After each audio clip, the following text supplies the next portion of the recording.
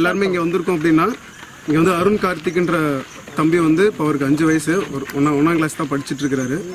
அவர் என்னன்னா இப்போ நோபல் பிரைஸுக்காக 2 மணி நேரம் நிற்காம வந்து ஓடி அதை சாதனை பண்ணி இப்போ அச்சீவ் பண்ணி நோபல் பிரைஸில் அவார்டெலாம் வாங்கியிருக்கிறாரு. சரியா? இப்போ அவர் என்னன்னா ஜனவரி மாதம் ஸ்டார்ட் பண்ணார் இதை.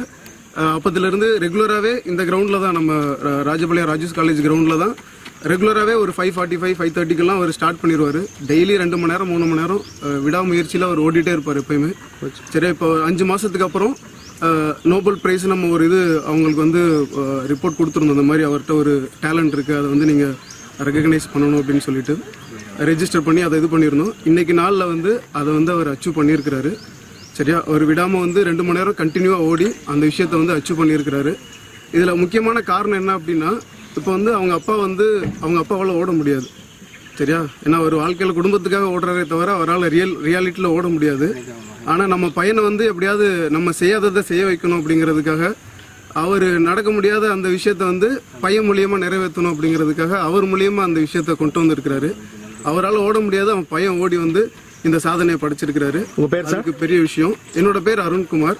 எல்லாருமே இங்கே வந்திருக்கோம் அப்படின்னா இங்கே வந்து அருண் கார்த்திக்ன்ற தம்பி வந்து இப்போ அவருக்கு 5 வயசு, ஒரு ஒன்றாம் கிளாஸ் தான் படிச்சுட்டு இருக்கிறாரு. அவர் என்னன்னா இப்போ நோபல் பிரைஸுக்காக 2 மணி நேரம் நிற்காம வந்து ஓடி அதை சாதனை பண்ணி இப்போ அச்சீவ் பண்ணி நோபல் பிரைஸில் அவார்டெலாம் வாங்கியிருக்கிறாரு. சரியா? இப்போ அவர் என்னன்னா ஜனவரி மாதம் ஸ்டார்ட் பண்ணார் இதை. அப்போதுலேருந்து ரெகுலராகவே இந்த கிரவுண்டில் தான், நம்ம ராஜபாளையம் ராஜூஸ் காலேஜ் கிரவுண்டில் தான் ரெகுலராகவே ஒரு 5:45 5:30க்கெல்லாம் அவர் ஸ்டார்ட் பண்ணிடுவார். டெய்லி 2 மணி நேரம் 3 மணி நேரம் விடாமுயற்சியில் அவர் ஓடிட்டே இருப்பார் எப்பயுமே. சரியா? இப்போ 5 மாதத்துக்கு அப்புறம் நோபல் ப்ரைஸ் நம்ம ஒரு அவங்களுக்கு வந்து ரிப்போர்ட் கொடுத்துருந்தோம். இந்த மாதிரி அவர்கிட்ட ஒரு டேலண்ட் இருக்குது, அதை வந்து நீங்கள் ரெகக்னைஸ் பண்ணணும் அப்படின்னு சொல்லிட்டு ரெஜிஸ்டர் பண்ணி அதை பண்ணியிருந்தோம். இன்றைக்கி நாளில் வந்து அதை வந்து அவர் அச்சீவ் பண்ணியிருக்கிறாரு. சரியா? அவர் விடாமல் வந்து 2 மணி நேரம் கண்டினியூவாக ஓடி அந்த விஷயத்தை வந்து அச்சீவ் பண்ணியிருக்கிறாரு. இதில் முக்கியமான காரணம் என்ன அப்படின்னா, இப்போ வந்து அவங்க